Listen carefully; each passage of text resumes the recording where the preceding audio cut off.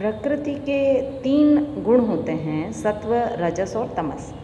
ये गुण प्रकृति में तत्व के रूप में या द्रव्य के रूप में विद्यमान रहते हैं और इन तीनों गुणों की जो साम्यावस्था है वह प्रकृति कहलाती है। इसलिए जो ये तीनों गुण हैं उनका उद्देश्य जो है वो पुरुष के उद्देश्य की प्राप्ति में सहायता करना होता है।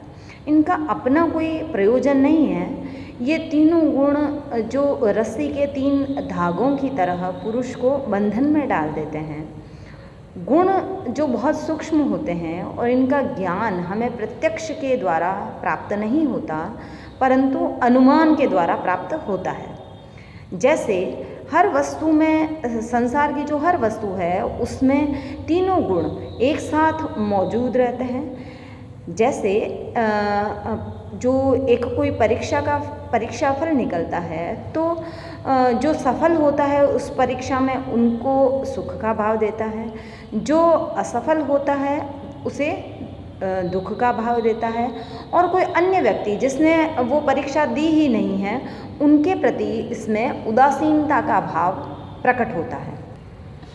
सत्वगुण जो है वह ज्ञान का प्रतीक होता है, वह प्रकाशपूर्ण होता है और अन्य वस्तुओं को भी प्रकाशित करता है। मन और बुद्धि जो होते हैं वह विषयों को ग्रहण करते हैं। जो सत्वगुण है उसका रंग श्वेत होता है, ये सुख का कारण है। इसका स्वरूप जो है वह हल्का और लघु होता है। जैसे सत्व के कारण ही सूर्य पृथ्वी को आलोकित करता है, दर्पण में जो प्रतिबिंब की शक्ति आती है वह भी सत्व गुण के कारण ही आती है। हमें जो सुखानुभूति होती है अर्थात हर्ष, उल्लास, संतोष, तृप्ति, ये भी सत्व के ही कारण होती है। जब हम रजस गुण को देखते हैं तो हम पाते हैं कि ये क्रिया का प्रेरक होता है। ये स्वयं चलायमान होता है और वस्तुओं को उत्तेजित करता है। ये गतिशील होता है और उपष्टंभक होता है। हवा में गति इसके कारण ही होती है। इंद्रियां विषयों की प्रति जो दौड़ती है वह भी रजस के कारण ही होता है। रजस के कारण ही मन चंचल होता है और यह जो रजस गुण होता है इसका रंग लाल होता है।